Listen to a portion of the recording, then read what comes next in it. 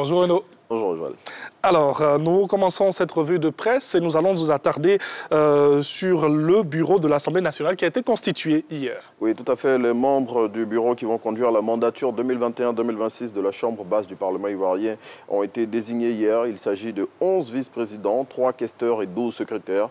Adama Bictogo, le secrétaire exécutif en chef du RHDP, est le premier vice-président de l'Assemblée nationale, tandis que Georges Armand Ouenien, DDS, parti proche de Laurent Gbagbo, et Maurice Kakou Gikaoué, secrétaire exécutif en chef du PDCI, sont respectivement 9e et 10e vice-président du bureau. À noter que Mabry Touakeuse, président de l'UDPCI, n'a pas pris part à ce vote. Et dans le dit bureau, le RHDP est majoritaire. Oui, le RHDP s'est taillé la part du lion à la formation du bureau de l'Assemblée nationale. Le parti au pouvoir compte 8 vice-présidents sur les élus de cette catégorie, 2 questeurs sur les 3 et 8 secrétaires sur les 12 élus. L'Inter revient dans son numéro de ce jour sur la formation de ce bureau, tout en soulignant, on l'a dit tantôt, qu'Albert Mabry Touakeuse, le président de l'Union pour la démocratie et la paix en Côte d'Ivoire, a émis des protestations au cours de ce vote. Plus de précisions dans le quotidien qui va au-delà de l'info.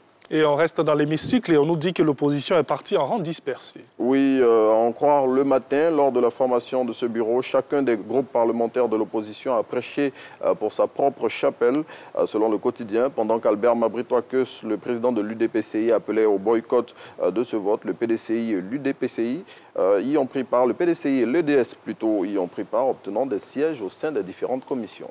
Et on termine avec ce sujet-là, donc, formation du bureau de l'Assemblée nationale, le président de l'UDPCI en colère. Oui, Albert Mabry Touakeuse n'est pas du tout content de la façon dont le bureau de l'Assemblée nationale a été constitué hier.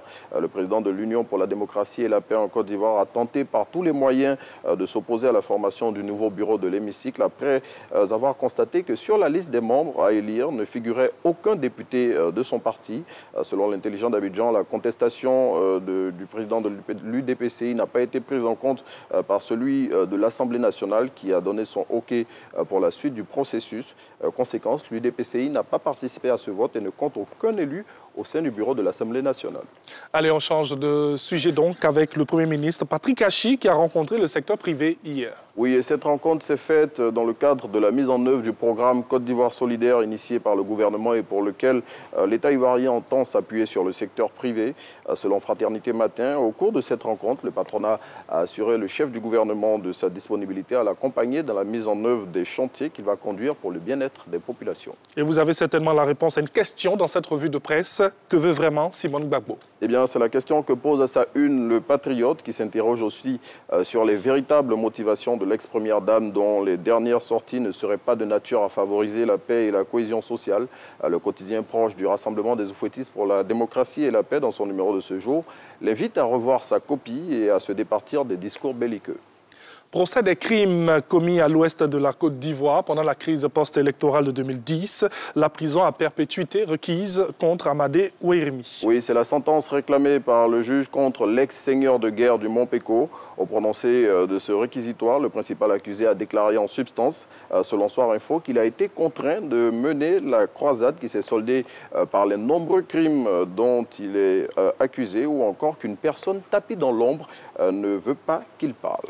Et en mot de sport, avec les préparatifs de la CAN 2023 en Côte d'Ivoire qui avancent bien. Oui, c'est ce qu'indique Fraternité Matin, en tout cas en ce qui concerne les infrastructures qui doivent accueillir cette compétition qui va se tenir en terre ivoirienne entre juin et juillet 2023. Et concernant les 5 stades qui doivent accueillir la compétition, le confrère indique que celui de Yamoussoukro sera livré fin mai 2021.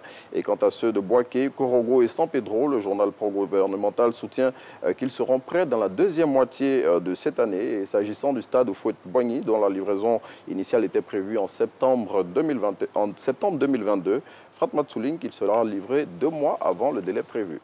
Et un chiffre, moi je dirais un bon petit montant, voilà, pour terminer cette revue de presse. Oui, il s'agit de 4 millions ou encore plutôt 4 304 851 et il faut savoir que c'est le nombre de cas de contamination de Covid-19 en Afrique dénombré à la date du 8 mars 2021 par le Bureau Afrique de l'Organisation mondiale de la santé.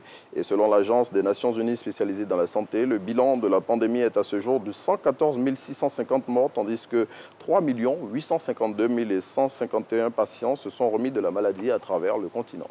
Et c'était plutôt de la santé pour terminer cette revue de presse. Merci à vous, Renaud. Merci, Alva. Excellente journée. Pareil-vous. On reste ensemble pour terminer l'émission ou bien... Je voudrais bien, mais bon, je dois partir là. Ah, ok. Mais ne vous inquiétez pas, il sera juste derrière la caméra à attendre qu'on puisse finir et qu'on puisse sortir ensemble du studio. Allez, merci à Renaud. Rapidement, avant qu'on ne te laisse